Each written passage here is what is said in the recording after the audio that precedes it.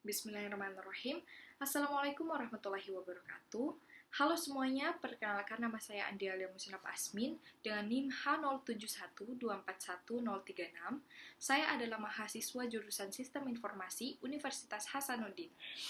Dalam video ini, saya akan mengajak teman-teman untuk memahami topik yang sangat penting dalam mata kuliah logika komputer, yaitu sintaks dan semantik dalam bahasa formal. Topik ini menjadi pondasi dalam banyak aspek di dunia komputasi, terutama dalam pemrograman dan logika formal. Pembuatan video ini juga bertujuan untuk memenuhi tugas UTS mata kuliah logika komputer, dan harapannya video ini dapat membantu teman-teman mengenali apa itu sintaks, apa itu semantik, serta bagaimana keduanya saling berhubungan dan tidak bisa dipisahkan dalam sebuah sistem bahasa formal. Nah, sebelum masuk ke bagian utama, yuk kita bahas dulu secara singkat tentang apa itu bahasa formal. Bahasa formal adalah sistem bahasa yang dibuat secara sengaja dan dirancang agar mengikuti aturan yang ketat dan eksplisit. Artinya, setiap elemen dan susunan dalam bahasa formal harus sesuai dengan aturan tertentu yang sudah ditetapkan. Berbeda dengan bahasa alami seperti bahasa Indonesia atau bahasa Inggris yang bisa bersifat ambigu dan fleksibel, bahasa formal bersifat sangat presisi.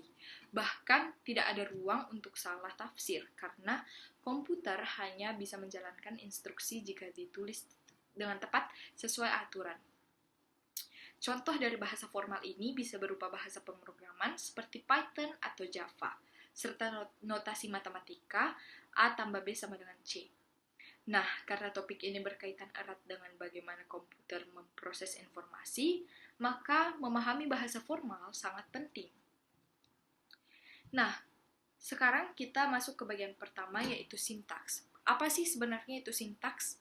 Secara sederhana, sintaks adalah seperangkat aturan yang menentukan bagaimana simbol-simbol disusun atau ditulis dalam suatu bahasa. Sintaks menentukan struktur, bukan makna dari sebuah ekspresi. Kalau kita diibaratkan dalam kehidupan sehari-hari, sintaks itu seperti aturan tata bahasa dalam menulis kalimat.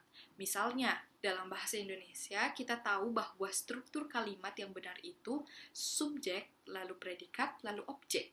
Kalau kita ubah urutannya sembarangan, maka kalimatnya bisa jadi membingungkan atau tidak dapat dimengerti. Dalam bahasa formal, contohnya bisa kita lihat dari ekspresi matematika. Misalnya, dalam kurung 3 tambah 4 tutup kurung kali 2. Ini benar secara sintaks karena mengikuti aturan operasi matematika. Sedangkan tambah 3 kali ini salah karena simbolnya tidak disusun dengan cara yang bisa dimengerti. Di dunia pemrograman, ketika kamu menulis kode, compiler atau interpreter akan mengecek sintaksnya terlebih dahulu. Kalau ada kesalahan dalam sintaks, maka kode kamu tidak bisa dijalankan. Jadi bisa dibilang sintaks adalah filter pertama sebelum suatu perintah dieksekusi oleh sistem. Setelah tahu bahwa sintaks menentukan struktur, sekarang kita masuk ke bagian semantik yang fokus pada makna. Semantik dalam bahasa formal menjelaskan arti dari ekspresi yang sudah benar secara sintaks. Jadi, meskipun struktur ekspresinya sudah tepat, kalau kita tidak tahu maknanya, kita tetap tidak akan paham maksudnya.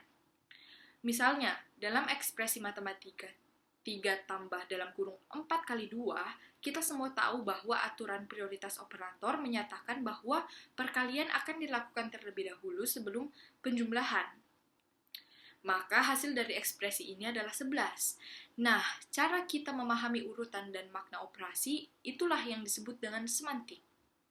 Dalam pemrograman pun berlaku hal yang sama. Misalnya, kamu punya 2 baris kode yang secara sintaks terlihat mirip, tapi karena tipenya berbeda atau konteksnya berbeda, maka maknanya juga akan bisa berbeda. Contohnya, string 3 tambah string 4 dalam bahasa Python menghasilkan 34, bukan 7, karena keduanya dianggap sebagai string, bukan angka. Tapi 3 tambah 4 hasilnya sudah jelas 7, karena di sini keduanya dianggap sebagai integer. Jadi, semantik menentukan bagaimana sebuah ekspresi diproses dan dimaknai oleh sistem berdasarkan konteks. Nah, sekarang Mari kita lihat perbedaan antara sintaks dan semantik secara berdampingan.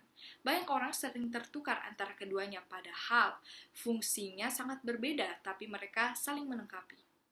Sintaks hanya bertugas memastikan bahwa ekspresi itu ditulis dengan benar, jadi fokusnya hanya pada bentuk, apakah urutan simbolnya valid menurut aturan. Sedangkan semantik bertugas menjelaskan arti dari ekspresi tersebut. Contoh sederhananya begini, bayangkan kamu menulis sebuah kalimat, anjing makan tulang.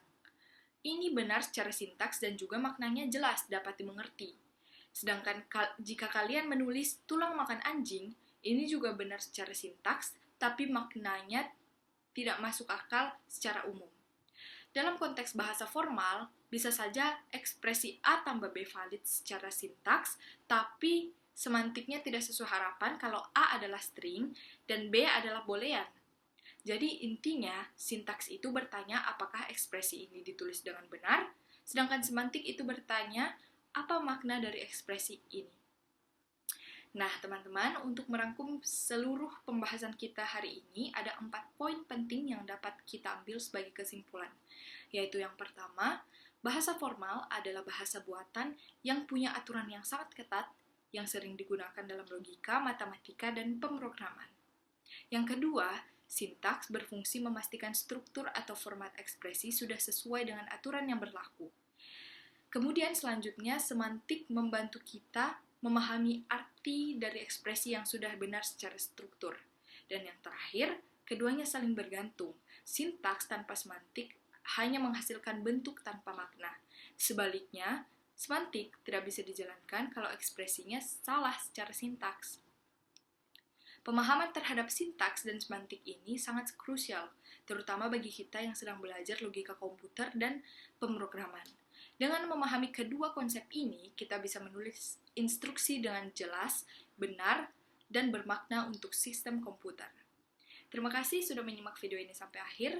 Semoga materi ini bisa membantu kalian untuk memahami sintaks dan semantik dengan lebih baik. Sampai jumpa di pembahasan selanjutnya. Terima kasih.